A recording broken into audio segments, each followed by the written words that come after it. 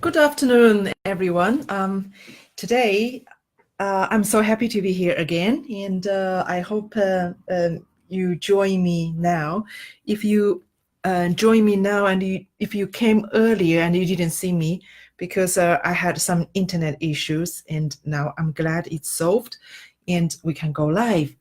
Okay, so today's topic is proactive and reactive, two approaches in learning Chinese.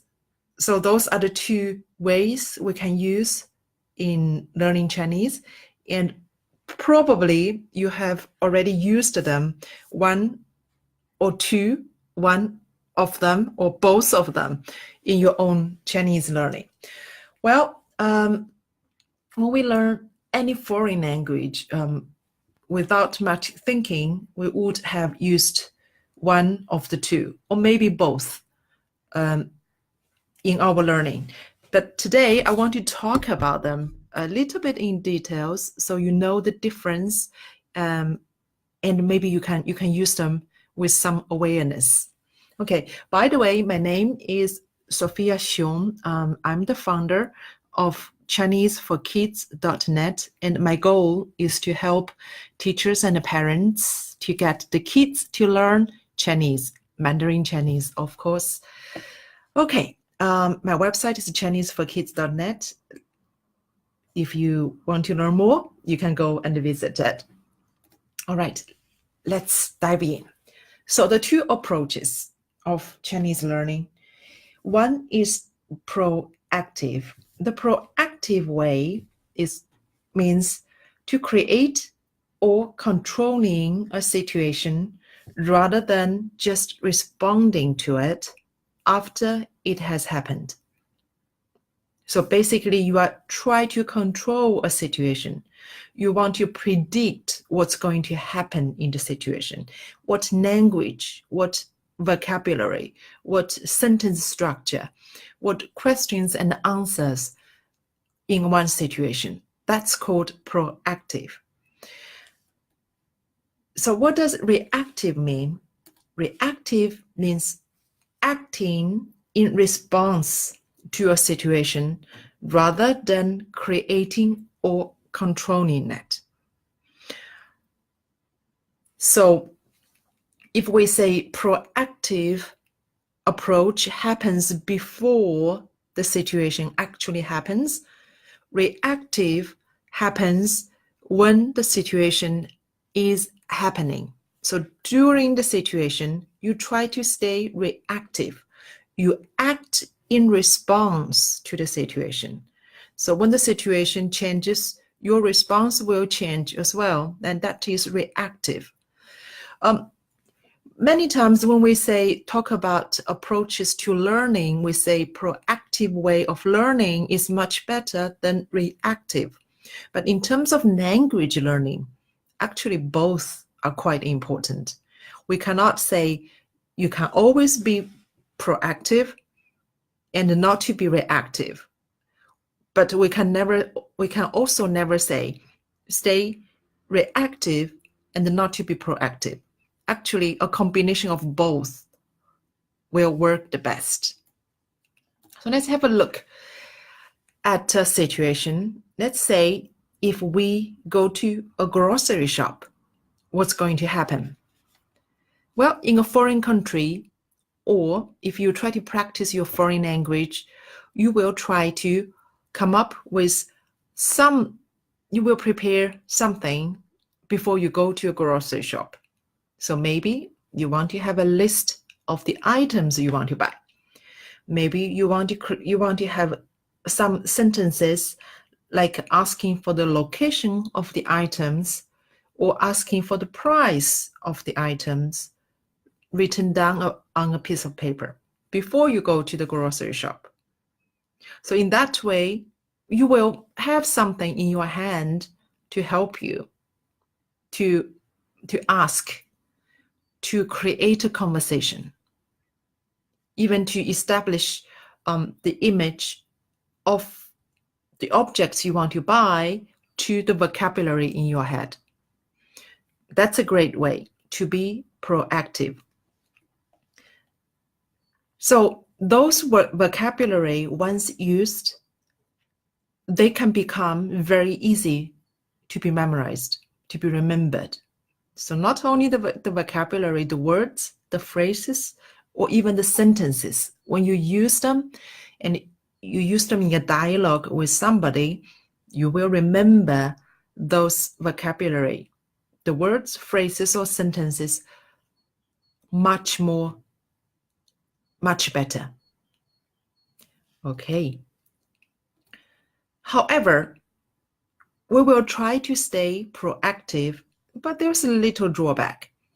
For example, sometimes because you do the preparation before the situation, before you go into the situation, the vocabulary you learn from the imaginary situation might be more than necessary. Maybe you have too many words, you prepare too many words, too many phrases or sentences for the situation. It's unnecessary. And the unused words or phrases and the sentences might be easily forgotten because you don't use them. If you don't use them, you forget them, although you prepare for them. And also, and the other thing is, if the situation changes, and because you are prepared for the situation, probably your mind cannot be switched to the new situation. And in that case, you may feel a little bit defeated because you prepare, but you cannot find the right answer, right? But that's okay. To help us to stay proactive, we can use some aids. For example, we can write down the key vocabulary. We can use word walls. We can learn some basic sentence structure. For example, you can say 请问, excuse me, 多少钱? What's the price? How much is it? 在哪里? Where is? For example, those sentence structures, you can have a list, you can memorize them before you go to a place. So even if the situation changes, you don't know how to respond, you know what you ask. And that gives you a sense of control. So it is helpful. And also, of course, you can come up with some imaginary conversations. You can go back and forth. You can ask a question and create an answer. Question, answer, question, response. And that's going to be helpful when you are in a real situation. And of course, you can use cue cards. The cue cards, for example, you can say, on one cue card, you may say, asking a price, and you can write down some key vocabulary and phrases or sentences. Or the cue card may say, asking for the location of an item, and then you can put down, you can list all the questions about asking for the location of an item. All those can be used as a tool to help you to stay proactive. So again, you can create a list of key vocabulary. You can use the word walls. You can write down the basic sentence structure. You can write down the imaginary conversations. You can use cue cards to help you stay proactive. Yes, as I said, the things may go differently. It is not always possible to predict all the language needed for a situation. That's why we have to stay as flexible and reactive. We have to stay reactive. Reactive, we can use certain aids, of course, such as questions. For example, you can also stay proactive in this sense, because some certain questions you can say, if you don't understand the questions you were asked, you can say, 对不起，请你再说一遍. Excuse me, can you please repeat it? Right? In different situations, you need to be reactive. You need to stay flexible, and you need to understand certain words of similar pronunciation but of different meanings, and different use of word orders or sentence structures. So those you need to be flexible, and just to remember things may go differently, and you are flexible to cater to the new situation. Okay, basically, again, the reactive means you react in the situation in real time. You receive a question, you come up with an answer. You may come up with a question on the spot as well, but all it requires you to do is to be flexible. To be flexible when the situation goes differently, do not panic. If it doesn't go as you plan, doesn't matter. You just take the flow and go with it. Okay, there are certain things you can do to be flexible. If it's a very important word you didn't know, you can write it down. It doesn't matter. Don't feel ashamed if you have to ask somebody to write down the words for you if you don't know how to write it down by yourself. But write it down, and then you will review it.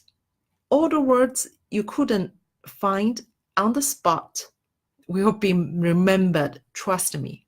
I have my own situations in my language learning. There are many situations I made a mistake, and the mistake remained in my mind, and I will never make the same mistake again. Or the vocabulary I didn't know at the time, once I learned, I will never forget. So be reactive is really good thing as well. Of course, the best way is to combine both approaches, to be proactive and reactive. So always be proactive when learning Chinese.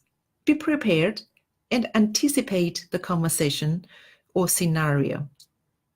You can learn everything you could to be ready for the situation. It's good. Opportunities give to the people who are prepared. So stay proactive. But at the same time, stay flexible for unexpected situations. Be reactive. Take notes whenever unfamiliar words or sentences come up. Take notes. So, what is your thought?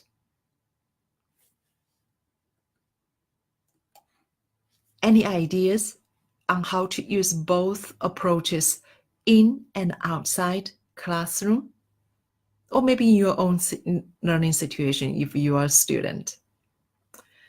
Okay, I look forward to hearing from you. If you have any ideas to share with us, you can just leave your comment, leave a feedback in a comment, or you can just send me an email. My email is info@chineseforkids.net.